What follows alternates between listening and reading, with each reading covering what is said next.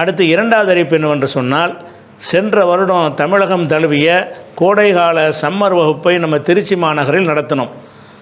ஏராளமான நூற்றுக்கணக்கான மாணவர்கள் இதில் கலந்து கொண்டு பயன்பெற்றார்கள்.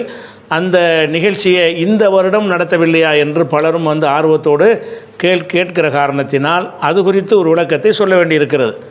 அந்த நிகழ்ச்சி நம்ம எப்படி நடத்தணும் என்று சொன்னால், 5ஆம் வகுப்பிலிருந்து 12ஆம் வகுப்பு வரை படிக்கக்கூடிய மாணவர்களுக்கு ஒன்றாக சேர்த்து வைத்து ஒரே பாடத்தை தான் எல்லாருக்கும் நடத்துவோம். துவாக்கள் மரணம் என்று சொன்னால் 5ஆம் வகுப்புக்காக தான், 6ஆம் வகுப்புக்காக தான், 10ஆம் வகுப்புக்காக தான், எல்லாத்துக்கும் ஒரே மாதிரியான விஷயங்கள் தான். தொழுகை பயிற்சி என்றால் ஒரே மாதிரியாக தான் அந்த நிகழ்ச்சி நடத்தணும். அப்படி நடத்தி இருக்கக்கூடிய நேரத்தில் இப்போது மாணவர்கள் இந்த வருடம் சேர்த்தோம் என்று சொன்னால், சென்ற வருடம் படித்த அதே மாணவர்கள் தான் திரும்ப வருவாங்க, அதே பாடத்தை தான் திரும்ப படிக்க வேண்டியிருக்கும். 5ஆம் வகுப்பு மாத்திரம்தான் புதிதாக இருப்பார்களே தவிர 6ஆம் வகுப்பில் உள்ளவர்கள் 5ஆம் வகுப்பில் படித்த பாடத்தான் இப்போ திரும்ப படிப்பாங்க. 7ஆம் வகுப்புக்கு வர்றவங்க 6ஆம் வகுப்பில் உங்களுக்கு படித்த பாடத்தான் திருப்பி படிப்பாங்க. அதையெல்லாம் கருத்தில் கொண்டு இதில் மாணவர்கள் இது சென்ற வருடம் அளவுக்கு போதிய அளவுக்கு வரமாட்டார்கள் என்று நாங்கள் கணித்து என்ன செய்கிறோன்னு கேட்டால், இந்த நிகழ்ச்சியை 2 வருடத்துக்கு ஒருக்கா நடத்துவது என்ற ஒரு முடிவின் அடிப்படையில் இந்த வருடம் அதை நிறுத்தி தள்ளி வைத்திருக்கிறோம்.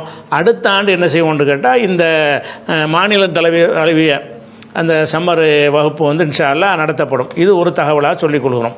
அடுத்து இந்த நிகழ்ச்சியை ஒவ்வொரு கிளைகள்லையும் உள்ளூர் மக்களுக்காக நீங்கள் நடத்த வேண்டும். இந்த சம்மர் நல்ல வாய்ப்பு. பள்ளிக்கூடம் இல்லாமல் ஓய்வாக அந்த மாணவர்கள் இருக்கக்கூடிய நேரத்தில் தொழுகை முறை ரொம்ப பாட வேண்டியதில்லை, எப்படி தொழுவணும், என்னென்ன துவாக்கள் ஓதணும், இந்த மாதிரியான விஷயங்களை கற்றுக் கொடுப்பதற்காக வேண்டி நீங்கள் ஒரு 10 நாள் 5 நாள் என்று உங்களுடைய ஊரில் உள்ள கிளைகளிலேயே இந்த சம்மர் வகுப்பு நடத்தினால் அது மாணவர்கள் மார்க்கத்தோடு இணைந்து பயணிப்பதற்கு வசதியாக இருக்கும். அதை ஒவ்வொரு கிளையிலையும் மாவட்ட அளவிலேயோ கிளை அளவிலோ நடத்தி கொள்ளுங்கள். மாநில அளவிலான அந்த சம்மர் வகுப்பு இந்த வருடம் நம்ம நடத்தவில்லை.